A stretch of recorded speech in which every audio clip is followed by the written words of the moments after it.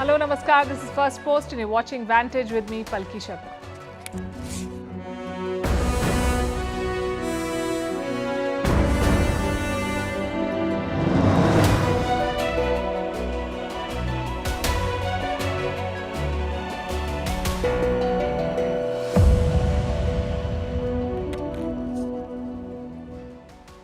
Our lead story tonight comes from China. Another minister has gone missing. The Defence Minister of the country. The US says he's been sacked, he's under house arrest and faces an investigation. Is this a purge?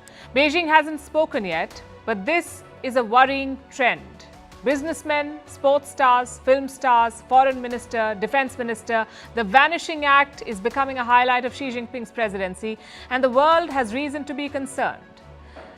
Meanwhile, Erdogan is turning to China for Turkey's latest nuclear plant. In Pakistan, as the people suffer, the military is building more nukes. A new report reveals Pakistan's nuclear strategy and where and how they keep their warheads. Did Elon Musk interfere in the war in Ukraine? Did he sabotage a planned attack? The US Senate wants to investigate. How old is too old to run for president? We ask because America will most likely have to choose between Joe Biden and Donald Trump. In Italy, 7,000 immigrants land on an island in one day. That's more than the island's own population. And it's Engineers' Day in India. We'd like to discuss the headlines first. Tensions continue to soar between the US and China. Beijing sanctions 2 American defense companies over arms sales to Taiwan. In August, the US for the first time approved direct military aid to Taipei. China has sanctioned American firms over selling weapons to Taiwan in the past as well. Iran wants the European Union, calling their sanctions illegal. The UK, France and Germany said the sanctions will continue. These are on those involved in Iran's nuclear program. The sanctions were to be lifted in October as per the nuclear deal signed 8 years back, but the deal is now stuck in a limbo, and so the sanctions remain. The Pakistan-Afghanistan border crossing reopens after more than a week. The Torkham crossing was closed after border guards opened fire. The construction of an Afghan outpost led to this gun battle. Torkham is the busiest crossing between Pakistan and Afghanistan. US President Joe Biden's son Hunter Biden is indicted on gun charges. The 53-year-old is charged with illegally buying a gun in 2018 when he was using drugs. This casts a shadow on his father, Joe Biden's re-election campaign. It's the first time in American history that a sitting president's child has been prosecuted. Apple will update iPhone 12 in France. The move comes after regulators raised radiation fears. On Tuesday, France ordered a halt on the sales of the iPhone 12, which was released in 2020. And it's not bye for all you NSYNC fans. The American boy band reunites for their first new song in over 20 years. The song will feature in the upcoming movie Trolls Band Together.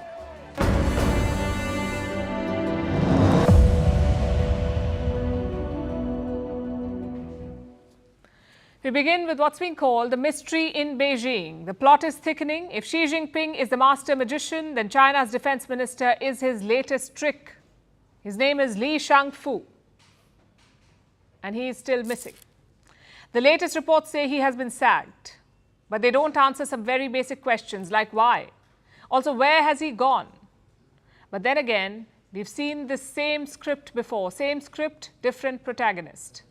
In the month of June, in fact, it was China's foreign minister. His name was Qin Gang. He too went missing. And then he was sacked. He's still missing. And now Defence Minister Li Shangfu is missing. Has he too been sacked? Well, we don't know for sure, and Beijing will not say. Listen to their response.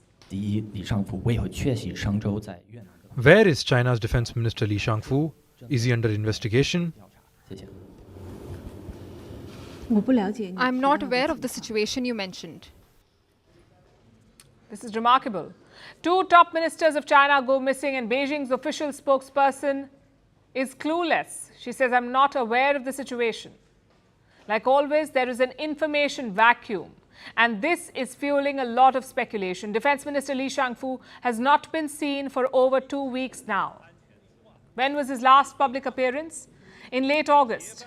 He gave a speech at a China-Africa Security Conference, and since then he has not been seen. Neither has Beijing spoken about it. So China watchers are now retracing Li's steps. That's how they're trying to join the dots. Li Shangfu had a packed schedule. In recent weeks, he had meetings lined up. Last week, he was supposed to be in Vietnam. What for? A defense cooperation meeting. China and Vietnam were supposed to discuss their border. Li had to meet the defense leaders of Vietnam. This was supposed to be a 2-day engagement. The dates were 7th and 8th September. But just before the event, Li pulled out. Beijing told Hanoi the defense minister will not be able to come. Reason? Health condition. This is according to 2 Vietnamese officials. Does this ring a bell? It's like a story that's running on loop. When Qing Gang disappeared, China gave the same excuse. They said the minister is not keeping well. The story was hard to swallow then, and this one is equally tough to digest. In recent days, Defence Minister Li has missed more engagements. The Navy Chief of Singapore was in China. His name is Rear Admiral Shen Watt. He visited Beijing for 5 days, from 4th to 9th September. And the Defence Minister, Li Shangfu, was supposed to meet him too. But he did not show up. Even Singapore was taken by surprise. They haven't issued an official statement, but some reports have come out. They quote officials off the record. The Rear Admiral wanted to meet Defence Minister Li. The meeting was part of their official schedule, but it did not happen. We are not sure if China gave a reason for the no-show. And their record does not inspire confidence. Beijing has a history of being evasive, especially about such disappearances. So don't expect them to make a statement on Li's whereabouts. The information is flowing from other sources, like the United States of America. They seem to have insider info, and they say the Chinese defense minister could be under house arrest. I'll repeat that. The Chinese defense minister could be under house arrest. This has come from a top US diplomat. His name is Rahm Emanuel. He's the US ambassador to Japan, and he's been very vocal on this issue. In fact, it was this ambassador, he was the first person to shine light on Li's disappearance. He posted about it on social media a few days back, and now he says the minister is under house arrest. Notice the language he uses, quite unusual for a diplomat. But such are the times we live in. The US government has made an assessment. They have reason to believe that Li Shangfu is under investigation and that he's been sacked. So Li is no longer China's defense minister. That's what America says. China has not confirmed or denied this. What is Li being investigated for? Most likely a procurement scam. You see, before becoming the defense minister, Li Shangfu managed the PLA's procurement unit, the Chinese Army's procurement unit. And recently there were reports of corruption related to this unit. China has begun an investigation. So has the defense minister been purged? We may never get an official answer. Remember, the foreign minister has been gone for 3 months. He has not resurfaced, and Beijing has not bothered to explain what happened. That's how Xi Jinping operates. He skipped the G20 summit, no reasons given. His top ministers are missing, no explanation. This is both baffling and worrying. This unpredictability and lack of accountability poses a threat to the world. Imagine this from the perspective of a country like India. We share a 3,000-kilometer long border with China. There's a standoff, 3 years and counting. Last month, there was an agreement to de-escalate. Now the defense minister is MIA, missing in action. Where does that leave the border talks? Who should New Delhi engage with? At this rate, can you count on any minister in China or on any decision that they agree to? These are questions I'm sure the whole world is asking. What do you make of a country where the top businessmen go missing, where film stars and sports icons disappear, where top ministers vanish without a trace? It's unstable and dangerous, especially when it's the second largest economy in the world.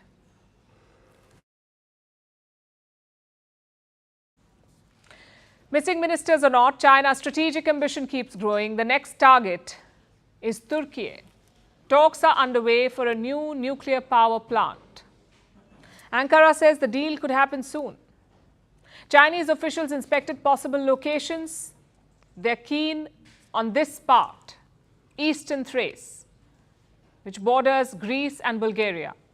If things go to plan, the deal could be signed within months, which means China could build a nuclear plant in Turkey. Now, this raises questions. What does Turkey's nuclear landscape look like? Why China? And what are the wider strategic implications of this? Let's go one by one. Turkey has 2 nuclear power plants. The first is under construction. It is being built by Russia. Reports say it will be operational by next year. The second is still being planned. It's down to Russia and South Korea. Either of them could build the second power plant. So the Chinese one will be the third. But why does Turkey need so many? Because they are spending too much on importing energy. Look at these numbers. Turkey's overall import bill is $364 billion, $364 billion. Out of this, 80 billion is energy. That's around 22%. So Ankara wants to reduce this dependence. They want to replace imported energy with domestic nuclear power. Plus, nuclear energy is considered green. And Turkey wants to be carbon neutral by 2050. For that, you need more nuclear power plants. In fact, 3 may not be enough. Ankara wants to produce 20 gigawatts from nuclear plants. That's 4 times the capacity of one plant. So the country needs a boost. Along with the big reactors, they may also need SMRs, small modular reactors, SMR. Last year, they reached out to Washington for these SMRs. Talks were on to buy around 35 of them, but that was in December 2022. Since then, there has been no update. Did the Americans back out? Is that why Turkey is reaching out to China? Well, maybe, but China's nuclear dominance is not new. It has been decades in the making. In the last century, the US was considered the gold standard. They had the best reactors. But recently, Washington has lost out. China is currently building 21 nuclear reactors. That's 2.5 times more than any other country. So the lead is massive. It also helps that China's nuclear power companies are state-run. They have government patronage. They get all the subsidies. So they have the edge. Which brings us to the final question. What are the strategic implications here? Well, nuclear cooperation is not like any other. It's unlike any other. It's not like building a factory abroad. Nuclear plants are strategic assets. You can't just build and leave. Take Russia, for example. They are also using nuclear power to exert influence. Moscow has 34 reactors operating in 11 countries. Some of them are US allies. In fact, Turkey is the best example. Like we said, their first nuclear plant is being built by Russia. It's called the Build, Own, Operate model. Build, Own, Operate. Moscow will send thousands of engineers to operate this plant. Only 30% of the workers will be local. Do you see the implications here? Russia will have a permanent strategic presence in Turkey, and looks like China wants the same. But what does it say about the Turkish president, Recep Tayyip Erdogan? It shows that he's confident about China and Russia, that he trusts them. Just think about it. Would you trust your rivals with strategic nuclear assets? With more than 10% of your total electricity, chances are you won't. You would rather have your allies handle them, which is why Turkey's decision is so important and worth noting. We are talking about a NATO member here. Instead of going to the West, Erdogan is going to Russia and China for nuclear power. It's a sign of the growing divide. Last week, the West announced a new economic corridor with India. Erdogan opposed it. But the same Erdogan joined China's Belt and Road project. Last month, there was talk of Turkey also joining CPEC, that's the China-Pakistan Economic Corridor. Pakistan's then Prime Minister Shehbaz Sharif invited Erdogan to join it. So the trajectory is quite clear. Erdogan is linking his fortunes to Russia and China. He can do that without fearing the US. After all, Ankara is still Washington's treaty ally, NATO member. We saw that leverage earlier this year. Finland and Sweden were looking to join the NATO. Erdogan agreed, but with conditions. Finland has joined the alliance. Sweden is still being held up. Reports say Erdogan wants F-16 fighter jets from the US, then he will accept. So my point is, Erdogan finds himself in a diplomatic sweet spot. He can build reactors with China. He can buy fighter jets from the US, he can sell drones to Ukraine and purchase military systems from Russia, all without consequences. It's a fine line that the Turkish president is trying to walk.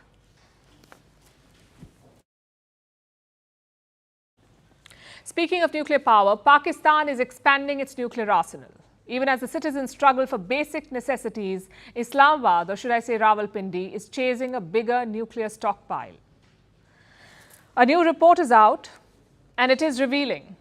It looks into Pakistan's nuclear program and how it is being steadily ramped up. More warheads are being added. The military is getting more delivery systems, also new launch facilities. Tonight, we'll bring you all the details. How many nuclear warheads does Pakistan have? At least 170, 170. The highest number ever. In 2018, Pakistan had 150 warheads. In 2020, they added 10. And in 3 years, they've added another 10. So you could say Pakistan's arsenal is growing at a faster pace. In the past 4 years, they've added some 20 warheads. This expansion should worry neighbors like India. It has certainly taken experts by surprise. You see, in 1999, the US had made a projection. They said that by the year 2020, Pakistan would have 60 to 80 warheads. 60 to 80 by 2020. Look at the current number, 170. That's more than twice the estimate. And it won't end here. Pakistan's stockpile could grow further. That's what a new projection says. That they're aiming for 200 warheads. And they could get there by the end of this decade. If Pakistan keeps producing at the current pace, they will have 200 warheads by the end of this decade. And Rawalpindi is trying to make sure that happens. It is building more infrastructure. There are facilities that can enrich uranium. What is the current production rate? Experts believe Pakistan can build 14 to 27 warheads every year. How is that even possible? To answer that, we must first tell you about fissile material. It's like lighting a matchstick. When you strike on a rough surface, a matchstick lights up. Now imagine there are other matchsticks lined up close. One flame will end up igniting all of them. And that's what fissile material does in a nuclear bomb. When a nuclear weapon is fired, the fissile material starts a reaction. It releases massive amounts of energy, and this finally leads to an explosion. Usually, two kinds of materials are used for this: plutonium-239 and uranium-235. Uranium-235. They make the nuclear bomb. And they make the bomb work. They fuel the bomb. Reports say Pakistan is now making enough of these materials, and that is how they can accelerate warhead production. But having a warhead is not enough. You need somewhere to fire it from, and Pakistan is making strides in that department too. We have a breakup for you. First, let's talk about the land-based systems. Pakistan has at least 6 of them. It plans to add at least 2 more. They're believed to be in development. Next, we have the garrisons. This is where they're believed to be keeping their nukes in garrisons. And how many garrisons does Pakistan have? At least 5. We have the names: Akro, Gujranwala, Khuzdar, Pano Akil and Sargoda. These are the names of the garrisons. 2 of them are in northern Pakistan, 3 are in the south. What about air power? Pakistan has 4 air bases. This is where they keep their nuclear capable aircraft: Minhas or Kamra, Rafiki, Shehbaz and Masroor. These are the names of their air bases. 2 are in the north and 2 are in the south. And what kind of planes can fire nukes? 2 aircraft in Pakistan's arsenal can do the job: the Mirage 3 and the Mirage 5. How many squadrons? At least 5.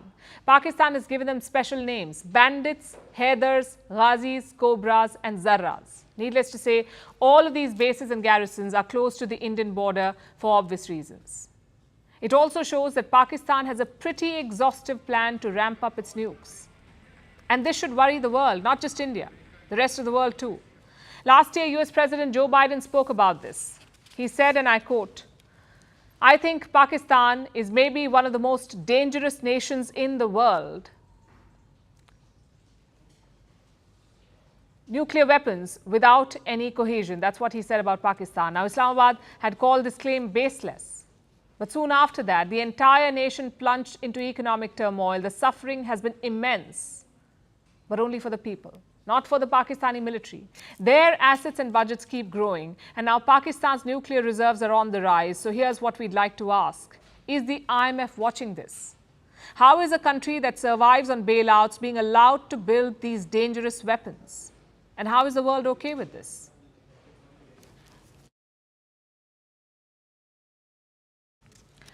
Pakistan and nukes, basically a rogue actor with too much power. A lot like Elon Musk, you could say. He's the richest person in the world. He also has an opinion on everything, on business, on culture, on technology, and lately on geopolitics. Now, having an opinion is fine. It's a free world. You can think what you want to. But Elon Musk's opinions are shaping wars and conflicts.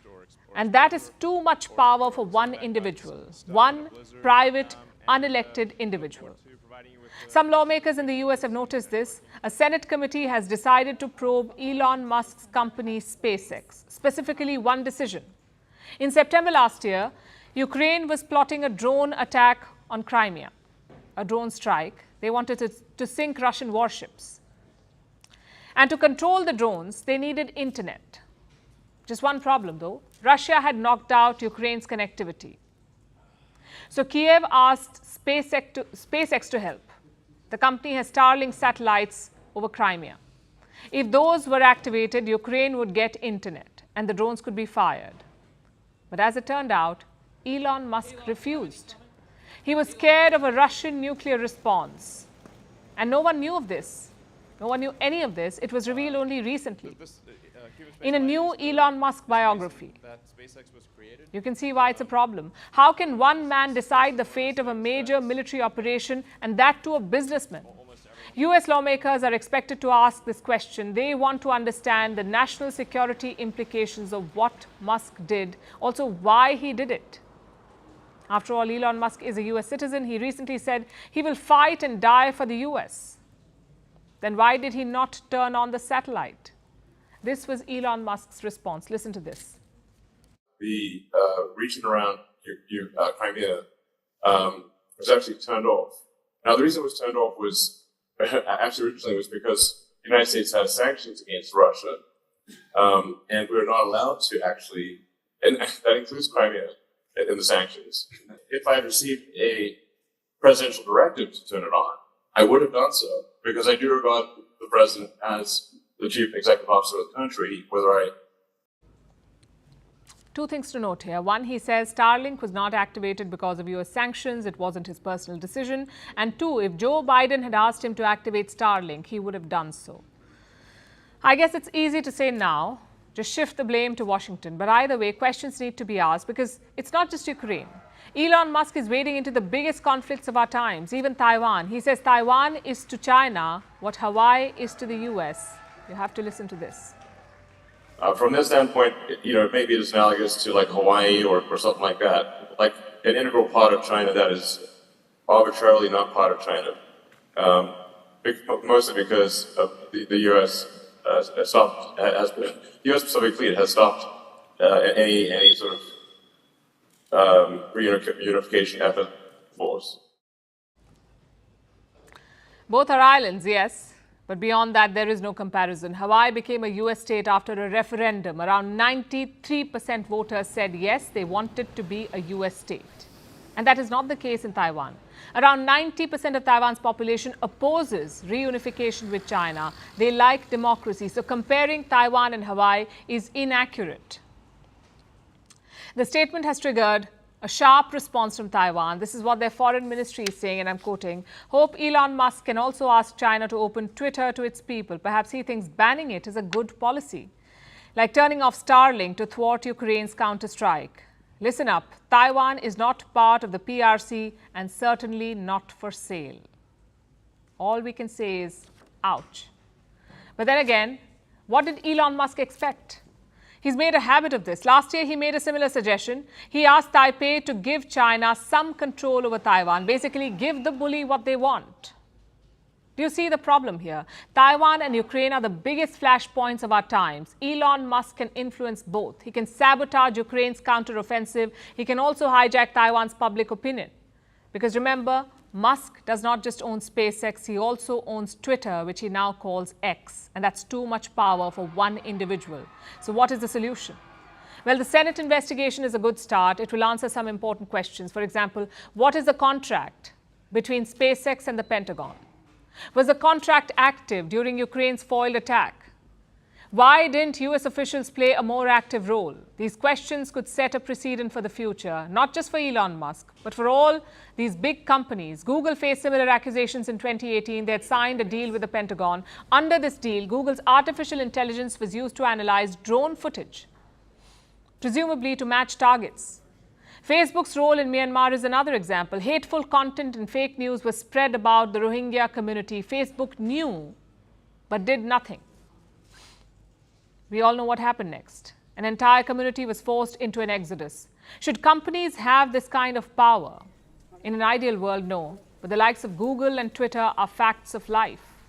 You can't wish them away.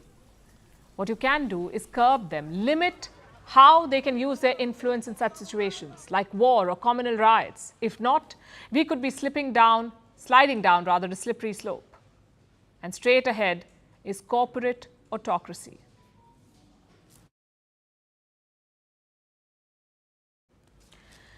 Now let's move from Musk to the war he supposedly sabotaged. Ukraine's counteroffensive is still going slow. It hasn't made any significant territorial gains. Now it seems they're shifting focus. Kiev is training its guns on Crimea. This Wednesday, Ukraine hit Crimea with an early morning attack. The target was Sevastopol. It has a strategic shipyard, which is home to Russia's Black Sea Fleet. Ukraine attacked it with 10 cruise missiles and 3 uncrewed speedboats.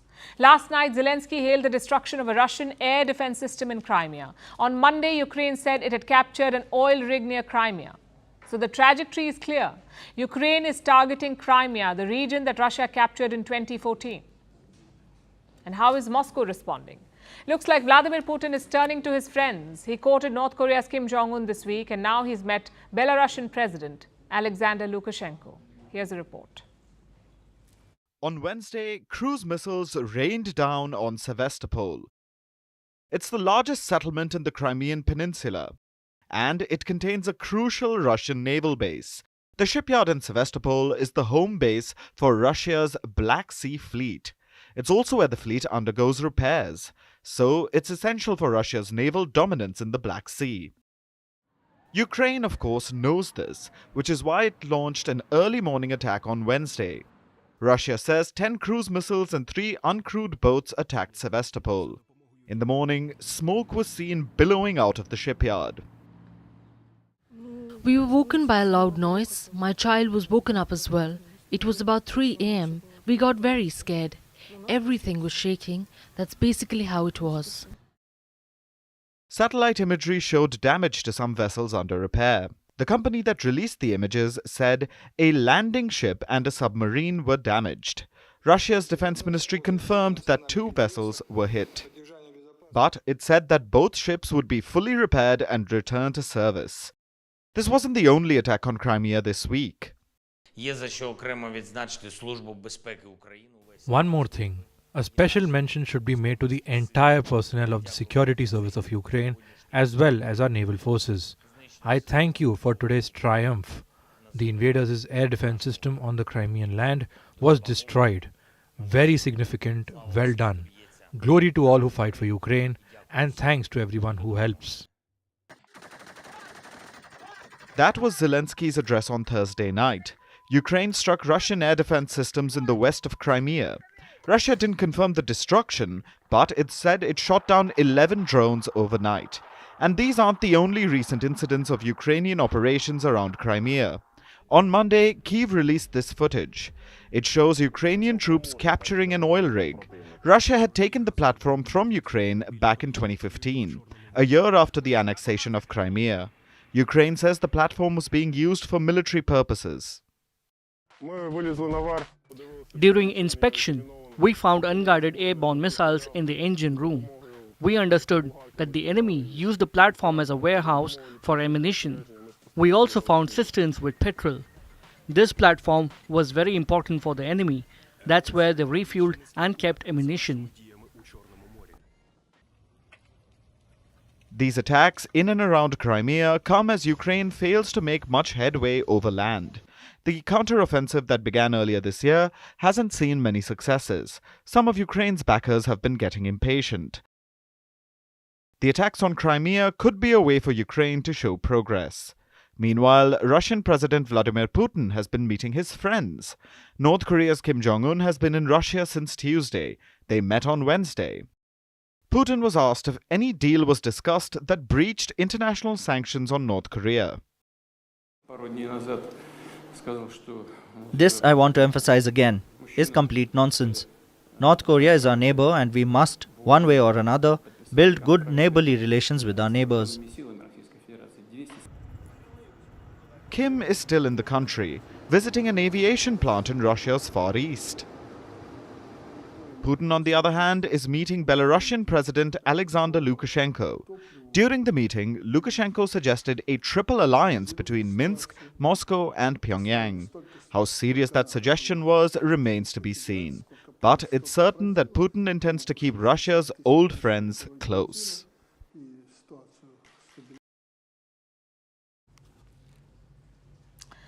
War, unstable nuclear states, big tech monopoly and climate change, just some of the biggest challenges facing humanity. But how do we tackle them? Alone, there isn't much we can do, which is why we need vibrant and dedicated leaders, people who are up to the task, people with a spring in their step. Unfortunately, that's missing in most countries, especially in the United States of America. President Joe Biden will turn 81 in November. This November, he turns 81. Let's assume he gets re-elected next year. He would be 86 years old by the end of his second term. 86 years old. If it's not Biden, it could be Donald Trump. And Trump is 77 years old right now. He would be 82 by the end of his second term. That's peak retirement age. Actually, scratch that. That's 20 years after peak retirement age. Should leaders this old be contesting? And that too for the country's top office. US Senator Mitt Romney says no. Romney himself is 76 years old. He doesn't plan to run for re-election. Why is that? Because of age. Romney would be in his mid-80s by the end of another term. So instead of running, he's retiring. And he's asking Trump and Biden to do the same. Listen to this. I think it would be a great thing if both President Biden and former President Trump were to stand aside and let their respective party pick someone in the next generation. President Biden, when he was running, said he was a transitional figure to the next generation. Well, time to transition. Biden did say that. In 2020, he called himself a transitional president. But clearly, there is none happening. No transition. Biden wants to stay in the White House. Donald Trump wants to return. But should either of them be on the ballot? I know these are uncomfortable questions. You don't want to discriminate based on age. But how old is too old? The average life expectancy in the US is 77 years. Both Biden and Trump are over that. So what is their excuse to keep running? I can guess what Trump would say. There are 12 candidates running for the Republican nomination. Trump is by far the favorite. Around 60% of Republican voters support Trump. They know he's old. They know he will be 82 by 2029, yet they support him. So the voters too must take some of the blame. Biden's case is different. As president, he does not face any real challenge. There are 3 candidates, including Biden. One of them is Robert Kennedy Jr. He recently took a shot at Biden's age. He said people should vote for a president who can complete their term. In other words, Kennedy does not think Biden will.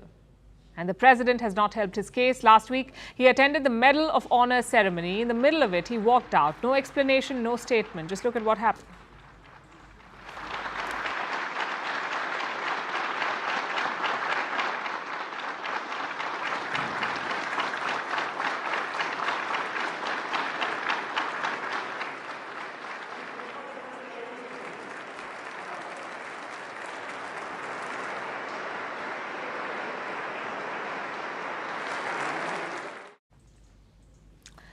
This is a problem across US politics. Senator Mitch McConnell had 2 worrying episodes. He froze in the middle of a press conference. He said nothing. He simply stared into the blank space. Partisan cooperation and a string of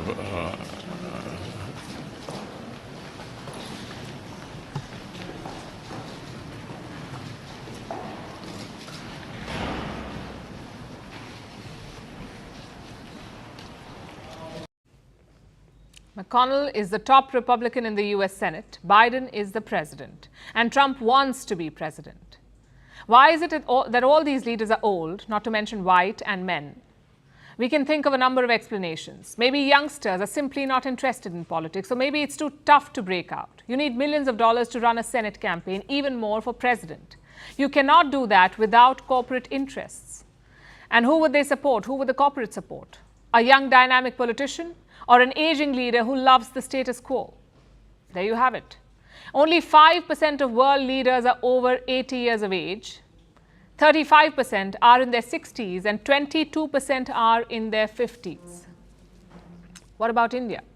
The Lok Sabha's average age is 53. The global average for lawmakers is 54, so not too bad with India. The Indian cabinet, though, is a bit older. It was around 58 years in 2021, the average age. But these are acceptable numbers. In the US, they're much higher. The average age in the US Senate is 64 years. That's a decade older than the global average. The question is, how do you correct this? How old should be considered too old? And it's a tough question to answer. Every person is different. Maybe you're still active and sharp at 75, or maybe your neighbor is not. So setting an arbitrary age limit could be problematic. Having said that, we already do it.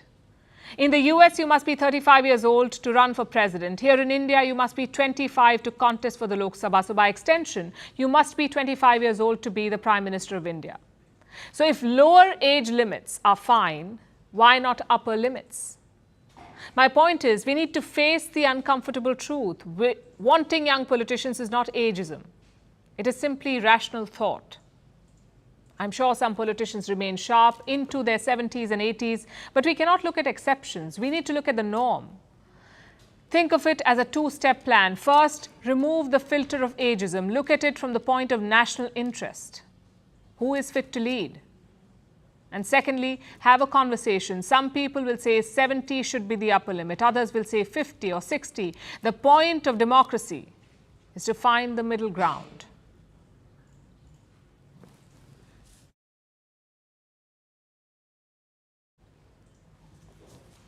Now let's turn our attention to Italy. A tiny Italian island in the Mediterranean Sea is in turmoil.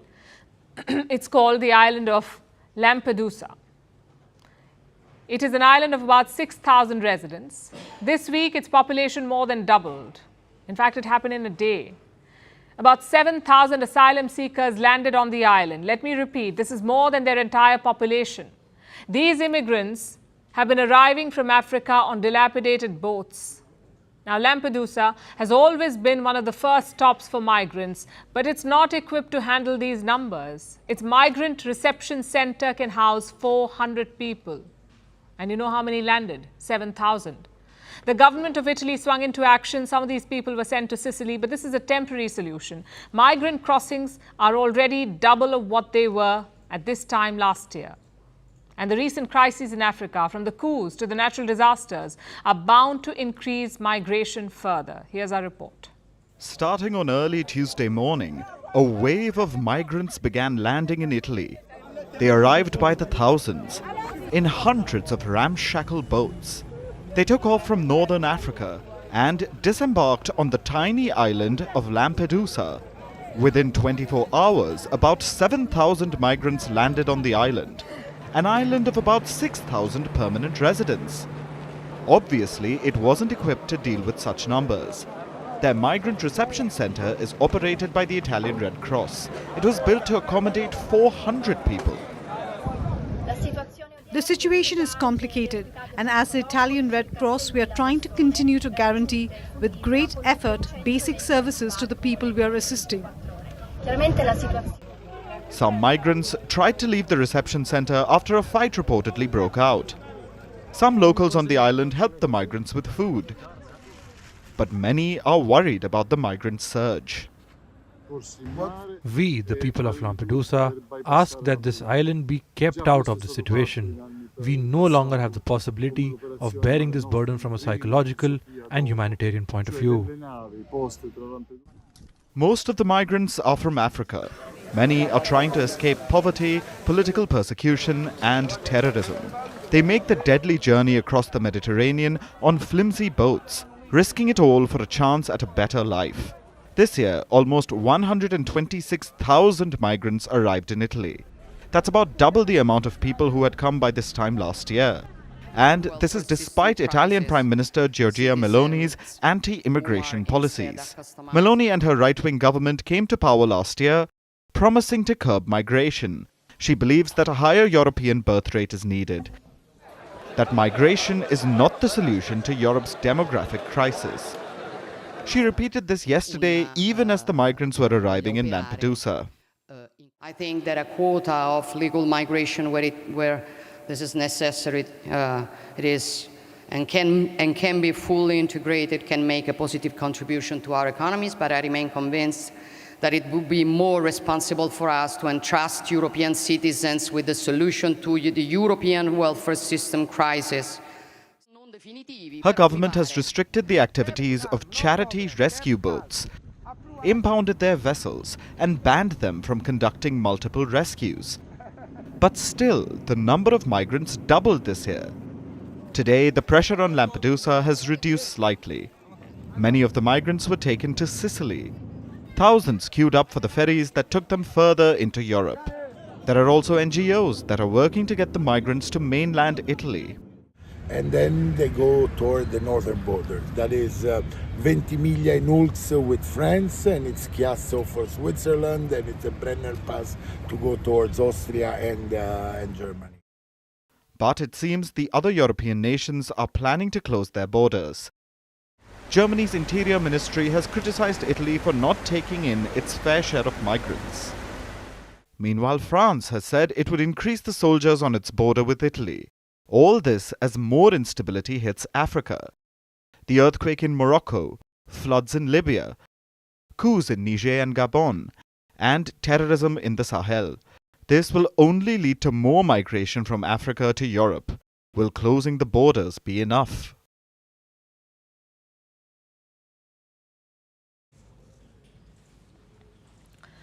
$1.5 million. That's how many Indians became engineers or become engineers every year, 1.5 million. And today is their day. Every year, on 15 September, India celebrates Engineers Day. It is observed on the birth anniversary of M. Vishveshwaraya, a pioneering Indian engineer. He was born in the year 1861. And even today, he's called the builder of India. He once said, "We require science, technology, and innovation to transform our country." And he was right. Our engineers have done just that. They've transformed India. They've helped make it the world's 5th largest economy. After all, engineering is central to ensuring economic growth, be it a health or a population issue, or even a problem of food, water, or energy security. Engineers play a major role in tackling challenges. They shape every facet of our lives, from the work we do to the homes we live in and the food we eat. That's because engineering is a field that is wonderfully diverse. It can be a rewarding career choice. And India knows this very well. Its love affair with engineering is as well known as its engineers, like Dr. APJ Abdul Kalam, the missile man of India, Indian rocket scientist Satish Dhawan, A. Lalita, India's first woman electrical engineer, or Microsoft CEO Satya Nadella. Honestly, the list seems endless. India's engineering system is a success story, and good education has been its lifeline. For many, engineering colleges in India are a gateway to success. India has about 6,000 of them, engineering colleges, 6,000. And the most glamorous of them are the IITs, the Indian Institutes of Technology. They're highly coveted. I'll explain why. India has 108 unicorn startups. This is just one example. 108 unicorn startups, 68 of them were founded by IIT alumni. IITians have gone on to lead multinationals like Google CEO Sundar Pichai and Arvind Krishna at IBM. These colleges are an engineering gold mine, so much so that other countries want to replicate them. The government is planning to set up IITs in 7 other countries, starting with Tanzania. Now, Indian engineers have gone and found their place in the sun. But today isn't just about applauding them. It's also about understanding their hurdles, their challenges. Engineering is considered a lucrative field, so obviously the competition is fierce all the way. It's difficult to get into an engineering program and almost impossible to crack an elite college. Acceptance rates at the IITs fall well under 5%, meaning if 100 students apply, less than 5 make it. And even for those who do, life can be tough. The process of becoming an engineer is daunting, it's ruthless. A lot of times students make it to the programs but do not pass. And now fewer students are passing courses. Only 66% of undergrad students passed this year. It's down from 85% last year. And what's next for those who graduate? They face weak job prospects. Between 2014 and 2018, 60% of IIT Bombay graduates took up non-core jobs, meaning they could not find jobs in their own field of study. And this is not just about one college. According to data from the government, almost half of India's engineering undergraduates are unemployable. Almost half. The World Economic Forum says the situation is much worse. According to them, only 1 in 5 Indian engineering graduates are employable. 1 in 5. These are terrible odds. And the result is this. Engineering is falling out of favor among students. Between the late 2000s and the early 2010s, India saw an engineering boom. 1 in 4 students graduating in science was from India. So about 25% of the world's science graduates were in India during that period. In 2021, about 3.9 million Indians were studying to become engineers. This is a big number. It's more than the population of some countries, 3.9 million, but for India, it's a drop. And this has been the trend in the past decade. In 2015, more than 17% undergrad students were studying engineering. By 2021, the share had dropped to 12%. Look at these numbers. Year on year, the number of student enrollments in engineering are dropping. The number of colleges offering engineering courses have also come down. So it is clear that India's love affair with engineering faces some turbulence. But that is not to say that a breakup lies ahead. Students want to persevere. They want to become nation builders. 1.5 million engineers every year is no small feat, but their journey should not be so hard. They face poor odds of selection, disappointing employability, and challenges from disruptive technology, also a lot of pressure, yet they keep going. To them, engineering still shines as a beacon of hope. But like most relationships, there must be give and take. Let's just say engineering needs its mojo back.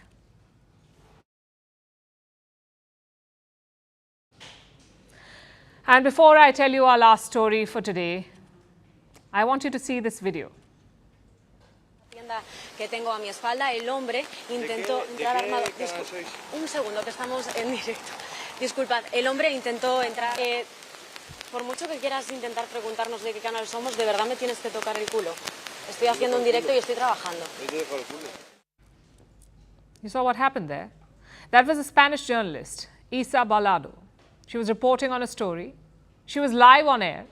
That's when a man comes from behind and touches her inappropriately. And this moment is caught on live television. But when she confronts the man, he denies with a straight face. He shows no remorse, none whatsoever. The man has since been arrested, but this incident has sparked massive outrage both in Spain and across the world. How is any place safe for women if they're not even safe on live television? Our next report tells you more. In the world of live TV, moments are usually scripted. But even then, unpredictable things happen. They sometimes catch us by surprise, or in this case, shock. In Spain, reporter Isa Balado was standing in front of a camera, poised to deliver the latest news. Little did she know that an unwelcome guest was lurking. As she speaks, a man walks behind her and suddenly grabs her inappropriately. Isa is caught by surprise, but she does not stop reporting. But the anchor is shocked. He's enraged by the brazenness of the man. So he asks Isa to question the man. When she finally confronts him, the man is unfazed. He even denies it all happened, even if it just played out on live TV for thousands.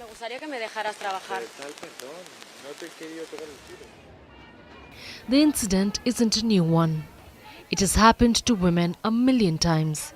In their homes, in offices, on streets, and now even on live TV.